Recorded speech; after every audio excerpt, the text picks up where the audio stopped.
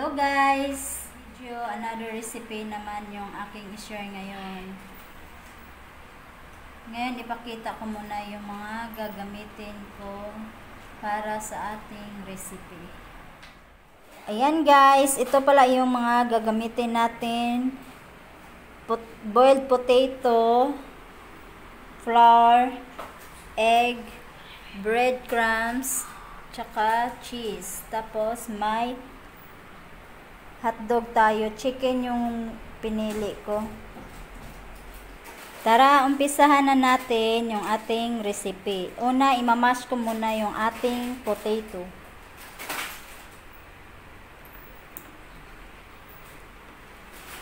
Kung may panggamit kayo ng pang-mash, mas madali yun. Ako kasi wala. Tinidor yung gagamitin ko para sa ating pag-mash.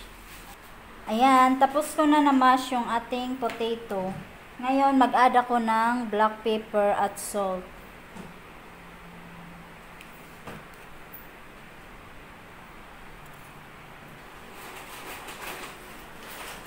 Kunting asin lang din yung ilalagay natin, baka maalat yung ating mashed potato. I-mix ko lang din. Ayan guys, nahalo ko na yung ating mashed potato. Ngayon naman, dito naman tayo sa ating hotdog. Bubutasan ko lang siya guys. Ayan guys, tapos ko na nabutasan yung ating hotdog. Ngayon naman, balutan natin yung hotdog ng cheese. Kaso lang yung cheese natin, ni-slice ko lang. Pero mas maganda talaga yung naka-slice na siya, yung malapad. Para lahat talaga ng hotdog mabalutan. Pero ito, gawaan na lang din natin ng paraan. Yan. Ganito na lang yung gagawin ko guys. Mag side na lang.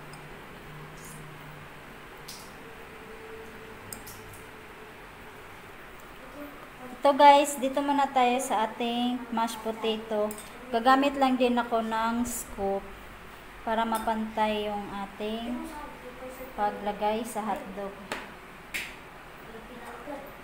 Gamit ako dito ng 1 tablespoon.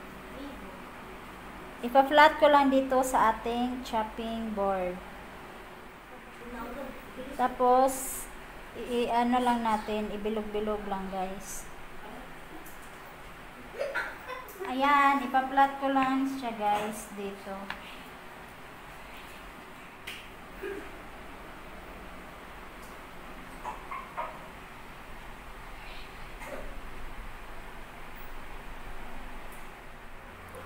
Ayan guys, ginanito ko lang siya. Naglagay pala ako ng oil sa aking kamay kay dumidikit kasi yung ating mashed potato pag wala palang mantika. Ayan.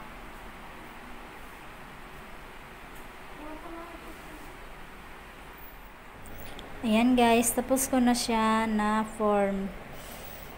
Tapos ngayon, ilagay naman natin sa ating flour. Ayan, i-roll lang natin dito sa ating flour.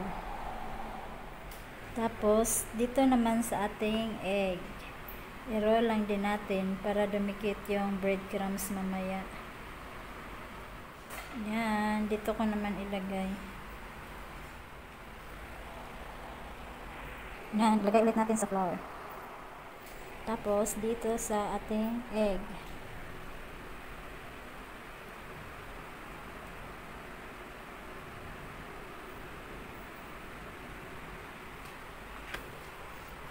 Sa ating breadcrumbs. I-roll lang din natin para dumikit yung breadcrumbs. Ayan, tapos ko na nilagyan ng flour, egg at breadcrumbs yung ating corn dog. Ngayon ipa-fry na natin siya guys. Ay, nakalimutan ko pala guys, lagyan pala natin siya ng steak bago lutuin kasi mamaya hindi na natin siya malagyan ng steak.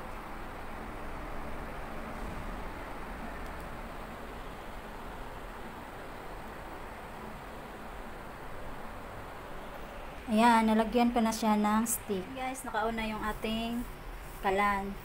Painitin ko lang yung kawali. bago ko ilagay yung mantika. Dahil mainit na yung kawali, maglagay na ako ng mantika, guys.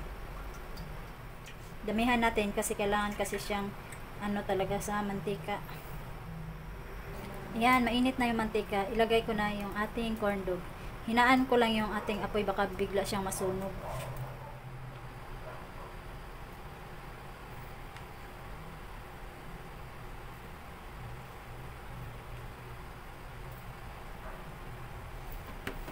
Ayan, 3 lang yung magkasya sa ating kawali. Yan lang muna. Ayan, binaliktad ko na yung kabilang side, guys, kasi na golden brown na siya. Ayan, guys, kunin ko na yung isa kasi golden brown na rin siya. Ayan.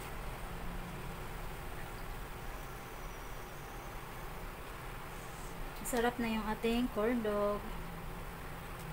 Para din siya sa Korean, guys. Diba? Ayan na po yung ating corn dog, 'di ba? Nilagyan ko lang siya ng ketchup dahil wala kaming mayonnaise, wala ding mustard. Pang ano lang kasi yung mustard, guys, yung may budget talaga. Ngayon wala kasi ganito na lang muna yung ilalagay. Pwede naman din ketchup. Ayan, yummy. Kain po.